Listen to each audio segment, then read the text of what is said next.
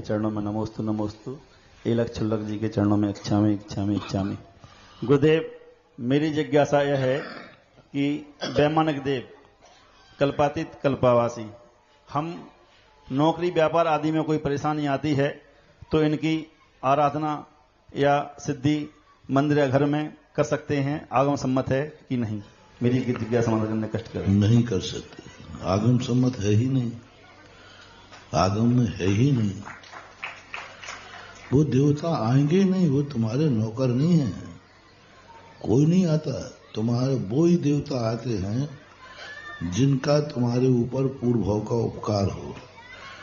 कभी तुमने उपकार किया हो, जैसे धर्मेंद्र पद्मावती के ऊपर पारसनाथ ने उपकार किया था, तो उसके उपकार के बदले आते। कोई आराधना मंत्र है ही नहीं, बस इतना ही है कि सच्चे देव की भक्ति करो तो ये सारे देवता तुम्हारी सेवा करने आ जाएंगे।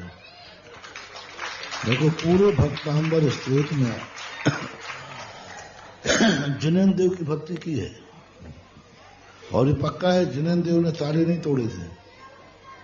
ताले जिनेन्द्र देव तो सिद्धार्थ में बैठे, ताले तो किसी देवता ही ने तोड़े, लेकिन भक्ति किसकी की? आदिनाथ की। तो आदिनाथ की भक्ति करने से ये देवता काम करते हैं, स्वयं की भक्ति करने से नहीं। कल्याण मंदिर स्त्रोत है, एक ही भाव स्त्रोत है, जितने पुराने स्त्रोत हैं, जो चमत्कार हुए हैं, भगवान की भक्ति से करो। आपको यदि सांसारिक कार्यों की तकलीफ दूर करना है तो उसके लिए करो, भक्तांबर पढ़ो ना, भगवान की अच्छी भक्ति करो ना। इन असंयमी देवी देवताओं की क्या करेंगे? देवी फिरे दिनों की मारी, पंडा कहें सीधो लाओ। बेखुदी अभी संसार में रुल रहे हैं, असंयमी हैं,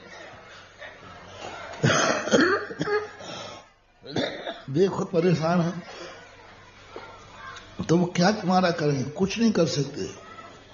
और सहायता करने का तरीका है, आपको सुरक्षा व्यवस्था चाहिए तो पुलिस वाले ही यहां आते हैं कि नहीं आते? तो कभी सीधा पुलिस वाले से बोल देना, हे पुलिस वाले हमारे यहाँ ड्यूटी पे आ जाना, आ जाएगा? नहीं आएगा। लेकिन उसके बॉस कौन है थाने में? और थानेदार से कहा तो वो बजाएंगे। बस, इन देवताओं का बॉस कौन है? जिनेन्द्र देव। ये सारे श्वेतपाल पद्मावती सैनिक हैं, रक्षा करते हैं। इनसे डायरेक्ट कहोगे तो ये आने वाले नहीं हैं। इनके बॉस हैं पारसनाथ, इनके बॉस हैं आदिनाथ। वहां एप्लीकेशन लगाओ, ये अपने आप दौड़े आएंगे, पूछेंगे साहब कहां करना है। पहले कहोगे तो वो कहेगा भाई मैं नहीं आ सकता, तेरे बाप का नौकर हूं तो ऐसे चलाया हूं। और ऑफिस से आदेश आएगा तो अपने आप। ये सारे देवी देवता, बस पुलिस डिपार्टमेंट का व्यवस्था आप समझ लीजिए। एक पुलिस वाले को आदेश मिलता है ऊपर से, वो ड्यूटी पे चला जाता है। बड़ी ड्यूटी अशोकनगर में हो, ऊपर का आदेश है तो खनिया थाने में आ गया। जय हो जय हो। पर आदेश होना चाहिए ऊपर का। बस ऐसे ये देवता करते हैं। वो कहते हैं आप हमें हमारे पास एप्लीकेशन क्यों लगा रहे हो?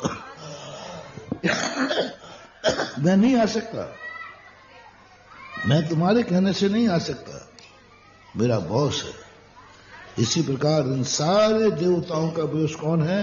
तीर्थंकर भगवान। इन भगवान के पास एप्लीकेशन लगाओ, इनकी भक्ति करो और इनके प्रति हमारा समर्पण होगा। ये देवता तुम्हें पूछने आएंगे, पता पूछने आएंगे, भैया फलाने चंद कहाँ रहते हैं।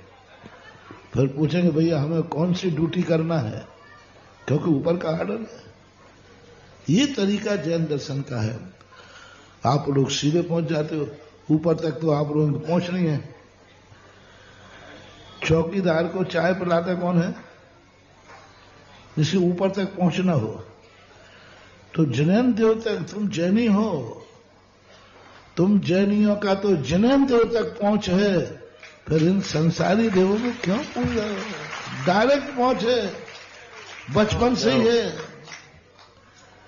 45वें दिन से ही तुम्हारी कहां एंट्री हो गई? 45वें दिन ही तुम भगवान के पास ले गए, बड़े में ले गए। तुम तो डायरेक्ट जैनेन्द्र भगवान के पास जा सकते हो, तो फिर इनके पास जाने से तुम्हें क्या जरूरत पड़ी?